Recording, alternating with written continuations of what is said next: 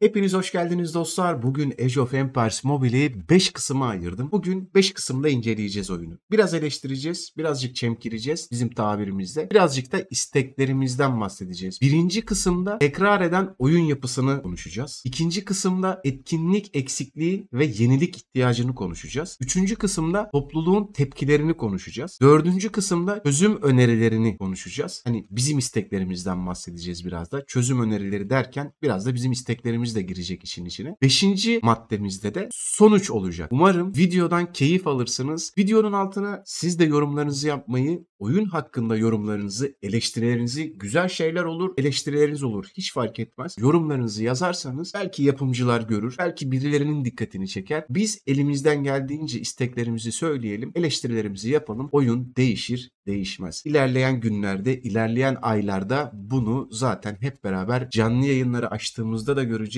videoları çektiğimizde de göreceğiz. Bu arada oyuna bir şeyler yatıracaksanız ve oyunu oynuyorsanız SkySupi'nin bu ayın sonuna kadar geçerli olan Pamel 8 koduyla %8 indirimle paket alabilirsiniz. 5 kısma ayırdığım eleştiri videosuna geçelim. Kanala abone olmayı, yorum atmayı ve beğenmeyi unutmayın. Haydi şimdi videoya geçelim. Age of Empires Mobile'in en dikkat çekici sorunlarından birine gelecek olursak, yani oyun tekrara düşmesi ve etkinlik eksikliği masaya yatıracağız zaten. Ne yazık ki bu oyun birçok oyuncunun ilgisini uzun süreli tutmayı başaramadı açıkçası. Yani bunun zaten nedeninin detaylarını birazdan kısım kısım incelediğimizde göreceğiz. Ama bu oyunun şu anki en büyük eksikliği etkinlik ve tekrar eden yapı. Nedir bu eksiklik ve tekrar eden yapı? Birincisi etkinlikler. İkincisi gelen çarklar. Biliyorsunuz bir çark çeviriyoruz ve çark geliyor. Haftada bir kere veya 7 kere 10 kere neyse. Beta'dan globale ki olan şu dakikaya kadar hepiniz oyunu yediniz yuttunuz zaten. O kadar içerik çekiliyor, o kadar videolar çekiliyor, o kadar komutanlardan, yüzüklerden, ondan bundan bahsediliyor ki biliyorsunuz etkinliklerde sezon 1, sezon 1'i geçiriyoruz. Bu sezon 1 yaklaşık 1 ay veya 1,5 ay falan sürüyor ve bunun sonucunda ortadaki ana krallığa geçiyorsunuz ve ana krallık için savaşıyorsunuz. Sunucunuz güzelse savaşla zevkli geçer. Savaşarak almaya çalışırsınız. Alırsınız, almazsanız hiç önemli değil ama yeter ki savaşarak bir şeyler dönsün. Bizim sunucuda maalesef savaş olmadı. Hala da olmadı. Cumartesi günü de olmadı. Kimse birbirine saldırmadı. Kimse krallık için savaşmadı. Bizim sunucuda şu anda herkes birbirine şey diyor. Ya klandan çıksan da birbirimize saldırsak. İşte siz bir şeyler yapsanız biz size saldırsak olur mu gibi bir şeyler dönüyor. Umarım sizin sunucularınız güzeldir, zevklidir, keyiflidir. Bu söyleyeceklerim, bu söylediklerim benim sunucumla alakalı. Çoğu sunucuda da zaten yavaş yavaş bu etkinliklerin tekrar etmesinden, tekrara giden yapıdan, etkinlik eksikliklerinden dolayı çoğu sunucu oyuncu kaybetmeye başladı. Birinci soru oyuncu kaybetmeye başladı mı? Tekrara düştü mü? Etkinlik eksikliği var mı? Bu sorulardan başlamak gerekiyor. Yani birçok oyuncunun ilgisinin uzun süreli tutmayı başaramamasının sebebi bence tekrar eden oyun yapısı. Age of Empires böyle ilk başta büyüleyici bir deneyim sunsa da size oyuna ilk başladığınız dakikalardan bahsediyorum. Kısa sürede bu büyünün yerini monotonluk alıyor. Yani tamam komutanlar güzel. Komutanların video görselleri güzel. Oyunun yapısı güzel. Oyunun savaş mekaniği kötü. Ona bir şey demiyorum. Yapısından bahsediyorum. Görselden bahsediyorum. Binaların, kalelerin, komutanların kıyafetlerinin, komutanların videolarından, anlatımlarından bahsediyorum. Oyun bu yönden iyi mi? Komutanı açıyorsunuz. Komutanın videosunu seyredebiliyorsunuz. Komutanın kıyafetini inceleyebiliyorsunuz. Bu ince detaylardan bahsediyorum ki konuya girmek için. Bir komutanın her şeyini ince bir şekilde okuyup anlayabiliyorsunuz. Hani bak kılıççıymış, işte şunu vuruyormuş, bunu vuruyormuş, oradan atlıyormuş, buradan kaçıyormuş. Fakat bir komp yaptıktan sonra diyelim ki Mulan kompunu yaptık. Mulan işte atıyorum Attila, Josephine var elimizde. Attila, Josephine, Mulan kompunu yaptık.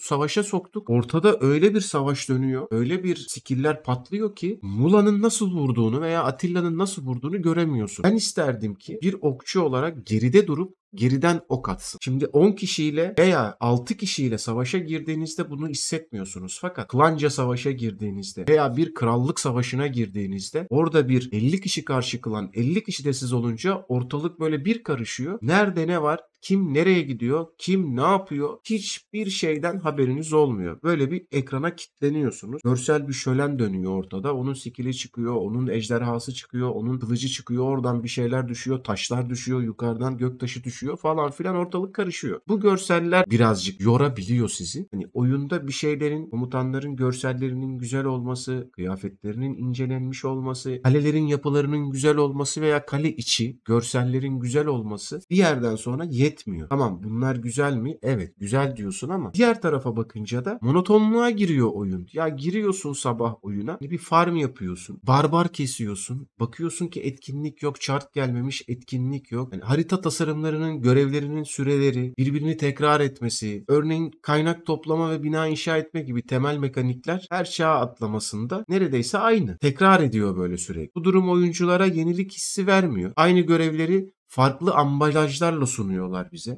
Mesela bu haftaki etkinlik bir önceki Cadılar Bayramı etkinliğine benziyor. Yani ambalajı değiştirmiş, aynı şekilde sunmuş bize. Nedir bu ambalaj? Kale görüntüsü. Başka ne var? Askerlerin yürüyüş görüntüsü. Çerçeve. Ambalaj bu. Ambalajdaki kast. Geri kalan her şey aynı. Her şey. Hani bir önceki Cadılar Bayramı'nın etkinliğinin aynısını yapıyorsun. Dediğim gibi ambalajını değiştiriyorlar ve bunu size sunuyorlar. Bu durumda böyle oyunculara yenilik hissi vermiyor. Yani ya diyorsun ki bu yeni bir şey değil ki. Sadece kale görüntüsü yeni diyorsun. Askerlerin yürüyüş efektleri yeni diyorsun. Çerçeve yeni diyorsun. Ambalajı değiştirip benim önüme koyduğunda bu yeni bir şey olmuyor. Oyuncular da bir süre sonra ya arkadaş yani bu yeni değil ki diyor. Hani tamam, önümüzde belki Sevgililer Günü etkinliği olacak. İşte belki Paskalya etkinliği olacak ama onun da ambalajını değiştirip verecekler bize. Ekstra bir şey olmayacak.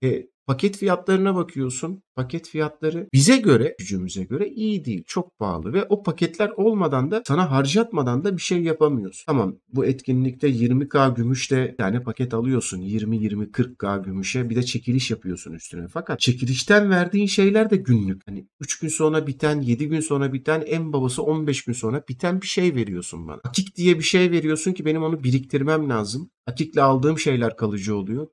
Diğer türlü kazandığım şeyler kalıcı olmuyor. Yani hal böyle olunca oyuncular da ya ben bu görevleri zaten yapmıştım hissine kapılıyorlar. Oyundan soğuyorlar. Birinci konumuz tekrar eden oyun yapısı. Ambalajını değiştiriyorlar. Etkinliği önümüze sürüyorlar. Oyuncular da diyor ki ya ben bunları yapmıştım bir öncekinde. Zaten ben bunları Cadılar Bayramı'nda yapmıştım. Siz bana ambalajını değiştirip önüme koymuşsunuz. Değiştirdiğiniz şey paketler. Paket fiyatları, paketlerin içerikleri. Başka hiçbir şey yok. İkinci duruma gelecek olursak da etkinlik eksikliği ve yenilik ihtiyacı. Oyun içi etkinlikler. Topluluğu bir arada tutmanın en etkili yollarından biridir bence etkinlikler. Bir oyuncu kalıbı varsa, bir klan sistemi varsa ve o klanda da oyuncular varsa bu oyuncuları oyunda tutmanın ve bu oyuncuların oyundan soğumamasının tek sebebi etkinliktir. Sen etkinlik yaparsan bir topluluk bir arada durur. Bu topluluk birbirleriyle sohbet eder, iletişime geçer, beraber oyun oynar ve beraber oyunun keyfini çıkarır. Beraber oyunun keyfini çıkardığında da ya bu oyun beraber oynandığı için o kadar keyifli gider. Bir topluluğu bir arada tutmanın en etkili yollarından biridir bence etkinlik. Ancak Age of Empires Mobile bu konuda ciddi eksiklik barındırıyor. Mevcut etkinliklerin hem az sayıda olması hem de birbirine benzer ödül mekanikleriyle tekrarlaması. Yani birbirine benzer ödül ve mekaniklerle tekrarlanıyor sürekli. Oyuncuların ilgisini kaydetmesinin sebebi de bu. Sen bir etkinlik yapıyorsun. Tamam. Diyor ki evet Age of Empires Mobile etkinlik getirdi. Fakat ödüllere bakıyorsun. Ya diyorsun ki bu ödüllere bu oyun. Hani bu oyuna bu ödüller. Birazcık ödül eksikliği de var aslında oyunda. Hani oyun biraz cömert değil. Cömert olmasına gerek yok. Bize de böyle yağdırsın demiyorum ben ama oyunculara cömert değil bence oyun. Açıklamak gerekirse en mantıklı açıklaması bu herhalde. Yani cömert olmaması. Oyuncuların ilgisini kaybetmesinin nedenlerinden ikincisi de bence bu. Ödüllerin yetersizliği, mekaniklerin tekrarlanması. Ne olabilir? Haftalık savaş ya da özel görevler. Yani nedir bu? Truva. Nedir bu? İşte ve Harikalar Diyarı olabilir mesela. Örnek verecek olursak haftalık savaşlara Truva veya Harikalar Diyarı gibi etkinlikler genellikle küçük ödüller sunuyor bize. Yani ve oyuncuya yeni bir şey deneme fırsatı tanımıyor.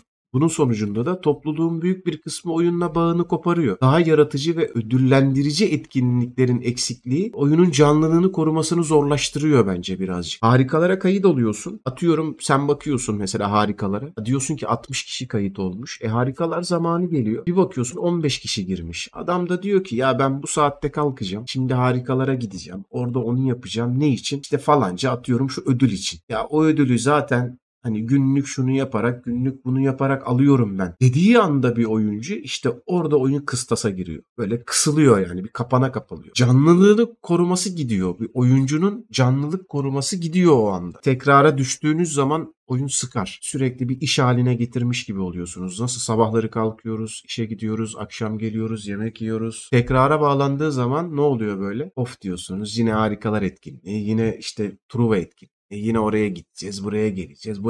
Bu ödülü verecek, şunu verecek, bunu verecek. Araya serpiştireceğimiz küçük etkinlikler yok oyunda. Hani haftalık savaşlar, özel görevler, haftalık savaşlar, özel görevler, klan etkinlikleri, klan görevleri.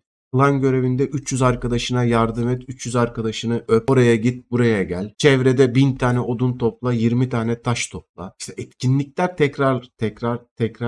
Etkinlik eksikliği ve yenilik ihtiyacı. İkinci ana konumuz etkinlik eksikliği ve yenilik ihtiyacı. Oyun içi etkinlikler dediğim gibi bir topluluğu bir arada tutmanın en etkili yollarından biridir. Tekrara düşünce veya etkinlik çeşidi, ödül çeşidi olmayınca daha yaratıcı diyeyim daha doğrusu. Daha yaratıcı ve ödüllendirici etkinlik eksikliği olunca oyunun canlılığı koruması zorlaşıyor maalesef.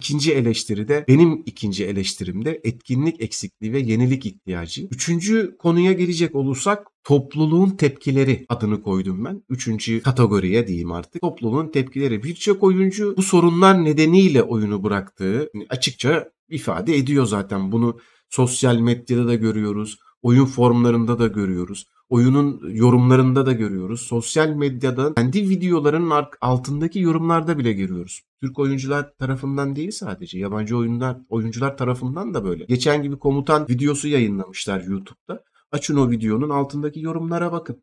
Hani birçok oyuncu bu sorunlar nedeniyle oyunu bıraktığını açıkça ifade ediyor zaten yorumların altında. Diyor ki kardeşim diyor oyun tekrar düşüyor. Etkinlik eksikliği ve yaratıcılık ihtiyacı yok. Tekrar eden oyun yapısı var ve paket fiyatları. Paketlerin verdikleri, paketlerin içindekiler. Bunları çok görüyoruz. Zaten siz de görüyorsunuzdur. Sosyal medya ve oyun forumlarındaki yorumlara baktığınızda da monotonluk, böyle başlık koyacak olursak monotonluğa giriyor. Monotonluk, yenilik eksikliği ve bağlayıcı etkinliklerin olmaması. Bağlayıcı etkinliklerin olmamasındaki kastım neydi? Biraz önceki gibi. Etkinlik yaparsın. Toplumu böyle bir araya getirici etkinlikler yaparsın. Bağlayıcı etkinliklerin olmaması başlığını bu yüzden söyledim. Bu gibi şikayetlerin öne çıktığını görüyoruz. Geliştirici ekibin bu eleştirileri dikkate alarak oyuna yeni bir soluk getirmesi gerektiğini düşünüyorum ben aslında. Zaten her şey açık ortada.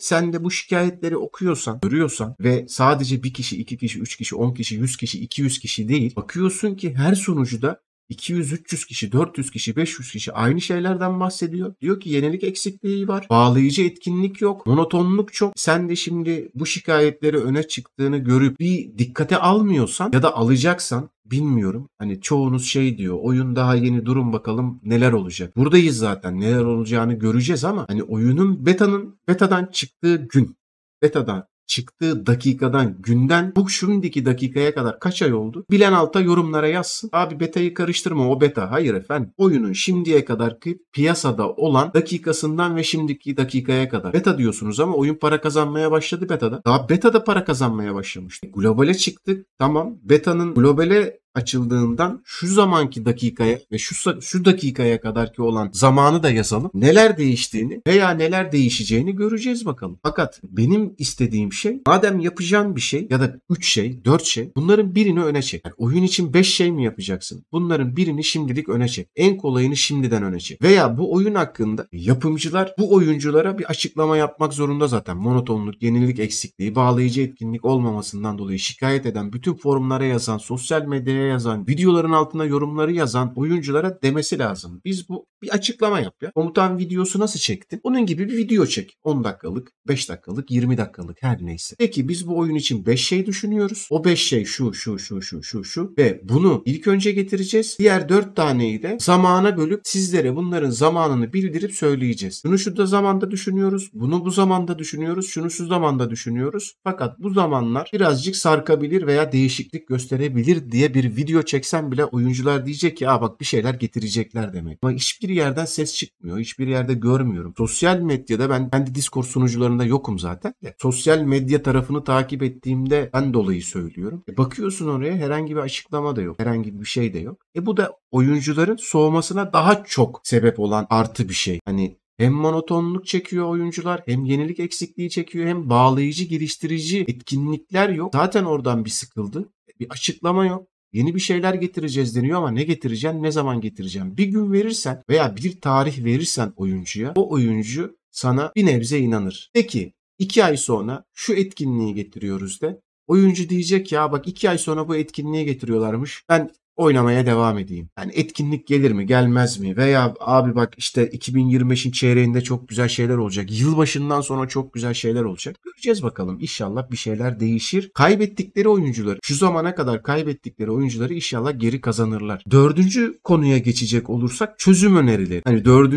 maddenin başlığına çözüm önerileri dedim. Oyunun sorunları çözmesi için bazı önerilerim var veya hepimizin vardır. Neler vardır? Daha çeşitli görevler, haritalar, oyuncuların tekrar eden görev döngüsünden sıkılması için yeni haritalar veya hani haritalar da demeyelim de yeni görevler, görev mekanikleri eklenebilir mesela. Yeni şeyler eklenebilir. Etkinlikler bölümü artık güncellenebilir. Etkinlikler bölümüne giriyorsun. Doruk arenası var. Diğer tarafa geçiyorsun. Falanca etkinlik var. Diğer tarafa geçiyorsun. Falanca etkinlik var. Buraya kadar bitirdiniz diyor. Bir sonraki güncellemeyi bekleyin veya devamı gelecek diye bir şey yazıyor mesela. Bunların da döngüye girmesi lazım. Oyuncuların topluluk katılımı bence. Yani topluluk katılımındaki kastım şu. Oyuncuların önerilerini doğrudan dikkate alarak topluluklara daha yakın bir ilişki kurulabilir. Bu oyunun uzun vadede popülerliğini de korur. Biraz önce bahsettiğim konu gibi. Nedir bu? Mesela önerilerin doğrudan dikkate alan. Yani bir topluluk kurarsın. Discord grubu var gerçi ama ne kadar dikkate alınıyor, ne kadar dikkate alınmıyor hiç bilmiyorum o konuda. Bu tamamen benim fikrim. Oyuncuların önerilerini doğrudan dikkate alacak ama. Bakın altını çiziyorum. Oyuncuların önerilerini doğrudan dikkate alarak topluluklara daha yakın bir ilişki kurulabilir. Bu oyunun uzun vadede popülerliğini de koruması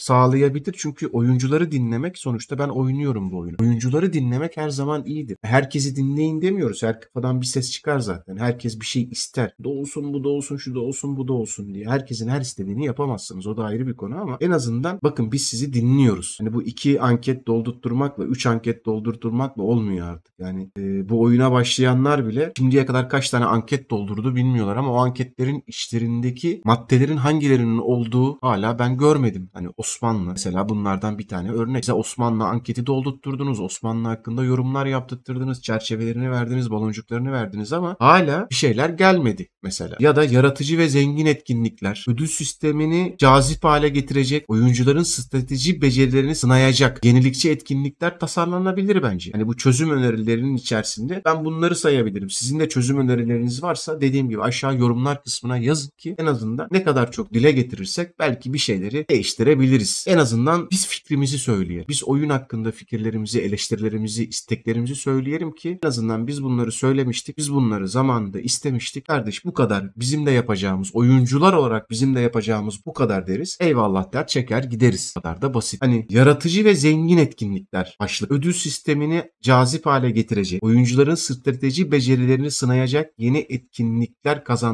tasarlanabilir. Çözüm önerilerinden biri de budur. Oyuncuları oyunda tutacak etkinlikler. Bir etkinliğe pakete bağlamamak. O paket yani o etkinlik o paketle sınırlı kalmamalı. Paket alacak tayfa da var. Paket alsın. Ama ben paket alamayacak tayfa da yani benim gibilere de bir şey ver. De ki kardeşim 2 milyon kaynak topla. Şunu da verebiliyoruz sana. Sen de bir çaba göster. Paket almadan da yapabiliyorsun. Şimdi para harcayan oyuncu oyunda nedir? Zamanı satın alır aslında. Evet, oyuna para yatıran biri aslında zamanı satın alır. Oyundaki zamanı satın alır. Şimdi paketi satın alan adam, zamanı satın alan adam.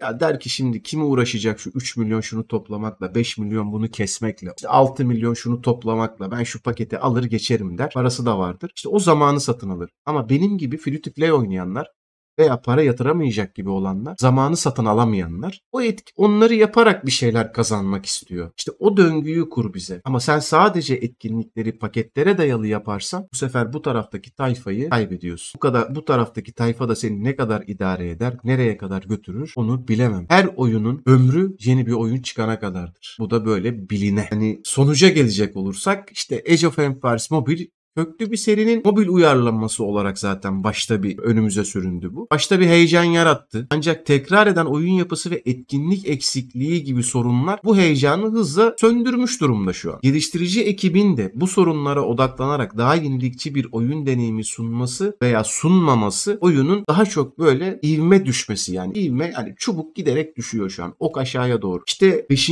de sonuç. Sonuç bu. Geliştirici ekip ne yapacak? Buraya kadar her şey güzel miydi? Siz bu konuda ne düşünüyorsunuz mesela? Age of Empires Mobile'in eksiklerini siz de fark ettiniz mi? Yorumlarda paylaşın. Artık canlı yayın açacak veya video çekecek bir şey de kalmadı oyuna. Çünkü oyun hakkında o kadar çok fikir sahibi oldu ki insanlar. Etrafta o kadar çok videolar döndü. Çünkü hype'lanan bir oyun. Herkes videosunu çekecek. Normal. Herkes sonuçta YouTube'a video çekiyor. Çekmek de zorunda çünkü bunu yapıyor. Bundan da bir şey kazanıyordur veya kazanmıyordur bilemem. Ama hype'lanan bir oyun ortada var. Ve bunun da videosunu çekecek herkes. Gayet normal. Fakat ortada o kadar çok video döndü ki komutanlarla alakalı, yüzüklerle alakalı, onunla bununla, şununla bununla, canlı yayınlar, şunlar bunlar. Artık insanlar dedi ki bu komp güzel. Biz şu videoyu seyrettik. Çok güzel bir video. Açıklayıcı bir video. Oradan bunu öğrendik. İnsanlar artık videolara baka baka da artık bilgi sahibi olduğu için şu an canlı yayın açabilecek hiçbir şeyim kalmadı benim mesela. Ben kendi adıma söyleyeyim. Ben bu oyunun canlı yayınlarını açamıyorum artık. En fazla yapacağım videodur bu oyun. Canlı yayın açıp 1 saat, 1,5 saat aynı ekrana bakan, seni izleyen 20 kişi, 30 kişi, 50 kişi neyse böyle ekrana bak. Oyun hakkında sürekli eleştiri yapıyoruz. Sürekli bir şeyler istiyoruz, bir şeyler konuşuyoruz. Bakıyoruz ki bir şey değişmiyor. Değişmese de biz videoda olsa söyleyeceğimizi söyleyeceğiz. Eleştirimizi yapacağız. Fikirlerimizi söyleyeceğiz. İsteklerimizi söyleyeceğiz. Söylemeye de devam edeceğiz. Belki bir şeyleri değiştirebiliriz. Artık etkinlik olmadığı için, monotonluğa girdiği için, kısır döngüye girdiği için canlı yayında açamıyor insanlar. Videoda çekemiyor. Hani sınırlı sayıda video çekiyor. Hep aynı videolara döngüye girmiş oluyor. Bu sefer de videolar da döngüye giriyor oyunla beraber. Artık bir şeyleri söyleme zamanı. Oyunu oynama zamanı değil de ya biz bu oyunu oynuyoruz arkadaşım. Biz bu oyunu seviyoruz. Sevdiğimiz için de eleştiriyoruz. Sevdiğimiz için de oyundan bir şey istiyoruz. Dinlersiniz, dinlemezsiniz. Yaparsınız, yapmazsınız. Oyun sizin oyununuz. Bize en fazla oyuncular olarak bakarız ki oyunda bir şey değişmiyor. Hadi eyvallah der, basar gideriz. Dediğim gibi bir oyunun ömrü yeni bir oyun çıkana kadardır. Bunu da aklınızda bulunsun. Bu videoyu buraya kadar izlediğiniz için çok teşekkür ediyorum. Beğenen herkese çok teşekkür ediyorum. Yorum yapan herkese çok teşekkür ediyorum. Umarım benim için harcadığınız zamana değmiştir. Age of Empires videoları bitmeyecek. Yayınları da bitmeyecek. Canlı yayın açacağız. Videoları da yapacağız. Başka videolarda görüşmek üzere. İyi oyunlar diliyorum. Görüşmek üzere.